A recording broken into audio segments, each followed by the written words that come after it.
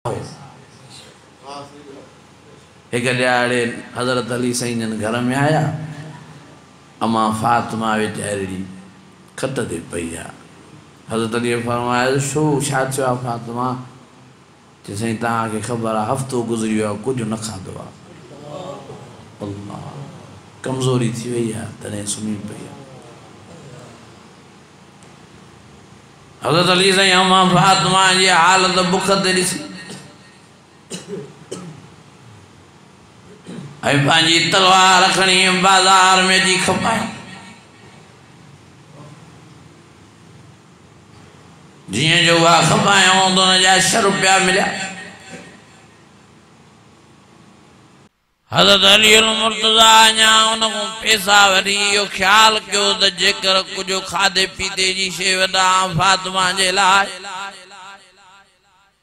त हिकिड़े तव्हां कयो अली मुर्तज़ा मांजन बच्चन के 2 हफ़्ता गुज़री आहिनि कुझु न खाधो अथऊं वेचारा बुख ते तड़पंदा मुंहिंजी मदद कर। हज़रत अली फरमायो यार 6 रुपया मूंखे मिलिया आहिनि मां पंहिंजी घरवारी फातिमा जे लाइ कुझु वतियूं पियो वञा पर हाणे तूं सदा आई आहे त वठ भला तूं असांजो वाही अल्लाह वाह मां अल्लाह साईं सां वापार थो कयां मां अल्लाह साईं जे नाम ते थो ॾियां। ओ कंबर वारो ओ साईं अब्दुल सत्तार जी न मस्जिद में ख़त्मुल क़ुरान जे जलसे में अचण वारो हज़रत अली जी सखावत तो कुर्बान और घरवारी अम्मा फातिमा ज़हरा वेचारी बुख जे करे खटड़े दे पई आहे। हेॾो हज़रत अली पंहिंजी तलवार खपाई आहे। वरी 6 रुपया मिलिया आहिनि उहे बि अल्लाह जे रस्ते में ॾेई छॾियूं। हाणे यकीन करे वापसि था मोटनि त अल्लाह ज़रूरु इंतज़ाम कंदो। जीअं जो रस्ते में आया त हिकिड़ो माण्हू अची रहियो आहे। उन दुआ कई हज़रत अली साईं खे अली मुर्तज़ा मां हे उठ थो खयूं वञा खपाइण जे लाइ हे कुठ थो कयूं वञा खपाइण जे लाइ छा तूं वठंदे? हज़रत अली फरमायो जेकॾहिं ठही ईंदे त छो न वठंदोमांइ। चई घणे थो ॾे? हज़रत अली फरमाया चई साईं मां 100 रुपये में थो ॾियां जेकॾहिं तव्हां 100 रुपयो मूंखे ॾींदो त हिन उठ जो मालिक तव्हांखे कंदुमि। हज़रत अली फरमाया यार मां उठ त वठण जे लाइ तयारु आहियां पर मूंसां रखत करणी पवंदई 2 महीना मां वटि पैसा न आहिनि। चई साईं तूं 2 महीननि खां 3 महीना भले रखत कर मां तोखे उठ ॾियां थो। हाणे वो 100 रुपये में उठ वठी हज़रत अली साईं लिख पढ़ करे उनजो अतो पतो पुछी करे हाणे अचनि था उठ कायूं। वरी रस्ते में ॿियो हमराह मिलियो आहे। सॾु थो करे हज़रत अली खे या अली ओ अली ए हाल अहवाल काॾे थो ठुकायूं वञे भला खपाईंदे? हज़रत अली फरमायो खपाईंदो ज़रूरु जेकॾहिं तूं ठही ईंदे। चई साईं भला घणा थो वठे? चई यार मां ओधर ते 3 महीननि जी रखत ते 100 रुपये में वरितो आहे। हाणे जेको तोखे वणे मूंखे नफ़ो ॾे मां कुर्बान वञा। हज़रत अलीअ जी सचाईअ तां ओ मुंहिंजा अज़ीज़ो मुंहिंजा भाइरो हज़रत अली फरमाया यार मां रखत ते 3 महीननि जे ते 100 रुपये में वरितो आहे। हाणे तूं जेतिरो मूंखे मथे नफ़ो ॾे। उन चयो चई साईं तव्हां उठ मूं हथ पटियो मां हाणे जो हाणे 160 रुपयो तव्हांखे ॾियां थो 60 रुपयो मथे। हज़रत अली साईं ॾाढा ख़ुशि थिया यकदमि उनखे उठ ॾेई 160 रुपयो वठी वरी पोइ ते भॻाइण वरी जीअं उठ ॾिनो हज़रत अली साईं जन हुन वटि पहुता वञे हुनखे 100 रुपयो ॾिनो।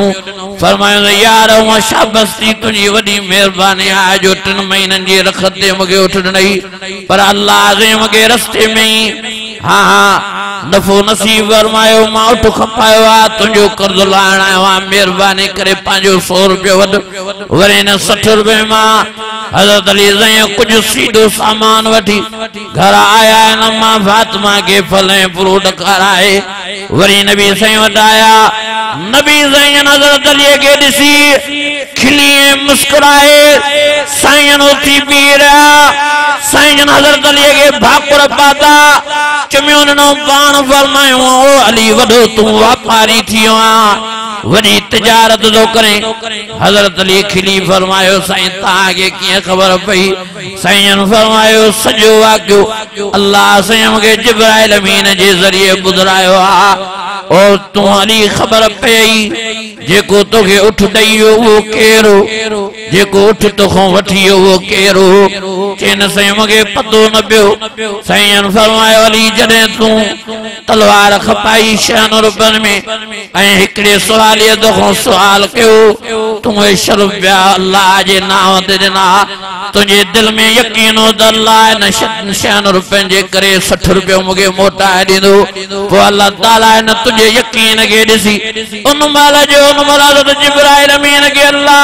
फरमायो ओ जिब्राइल वारो कर देर न कर उठ काए वनी अली मुर्तजा के दे 100 रुपए में उधर दे वरी अल्लाह ताला मीकाइल के मोकलियो तो मीकाइल वनी 160 रुपए में तू वनी अली मुर्तजा को ये उठ खरीद कर अली मुदे वेसाव क्यों मां अली जो वेसाव किए टोड़िया किए यकीन टोड़िया हज़रत अली के नबी ज़ैन फरमाइंदा अली उठ देण वारो हज़रत जिब्राइल अमीन उठ वठण वारो हज़रत मीकाइल अलैहिस्सलातु वस्सलाम हो तू शर्फ अल्लाह जे राह में खर्च किया रब जे नाम ते ॾिना अल्लाह फरमायो मां पंहिंजो वाइदो पूरो करे अली मुर्तजा के 60 रुपया नसीब फरमाए छॾिया मां